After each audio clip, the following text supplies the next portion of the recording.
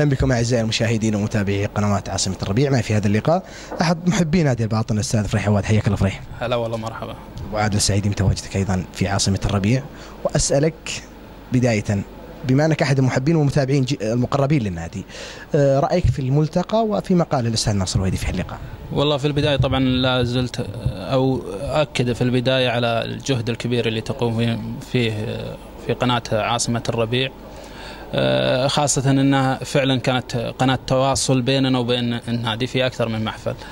بالنسبة للقاء أنا أعتقد أنه نافذة تواصل بين محبي النادي وبين رئيس النادي وبين الإدارة، ونسمع فيه الكثير من الهموم والمشاكل اللي تعترض الطريق والإيجابيات والسلبيات اللي ممكن أنه نستفيد منها في الأيام القادمة بإذن الله. رأيك فيما قال الأستاذ ناصر الهويدي اليوم من خطط من برامج يقدمها النادي في المستقبل واللي تقدم الآن؟ والله بلا شك أنها تعتبر، والكلام اللي قاله أبو بدر ناصر الهويدي يعتبر يمكن مطمئن أو يطمئننا كثيرا على الخطة المستقبلية لنادي الباطن خلال السنتين القادمتين.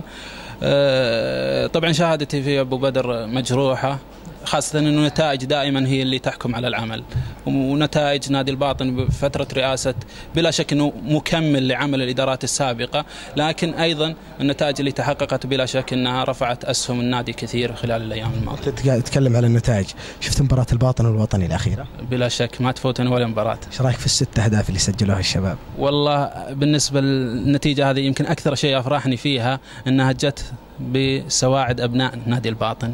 لو شفت التشكيلة 11 لاعب كلهم من أبناء نادي الباطن، ولذلك هذه مطمئنة فعلا أنه عندنا إمكانيات وعندنا قدرات وعندنا كوادر فعلا، لكن تحتاج فعلا إلى ثقة وتشجيع ودعم، وهذا اللي إن شاء الله نتمناه في الأيام القادمة. طبعا مع أبو بدر كان النادي وناصر الهويدي كان النادي في الثالثة ثم في الثانية ثم في الأولى، متى تتوقع إن شاء الله نكون في الممتاز؟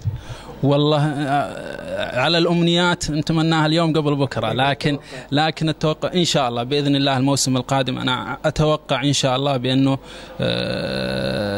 محقق إن شاء الله لأهدافنا وطموحاتنا. لكن نقطة واحدة أنا لا ننسى في خضم أنه نشيد بناصر الهويدي وبدر، نشيد أيضا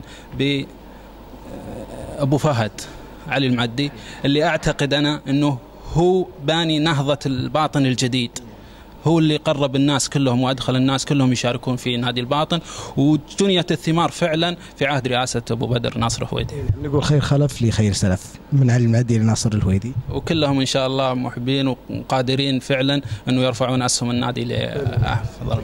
شكرا فريح. شكرا فريح. محمد إن شاء الله الصوت هالمرة ضبط.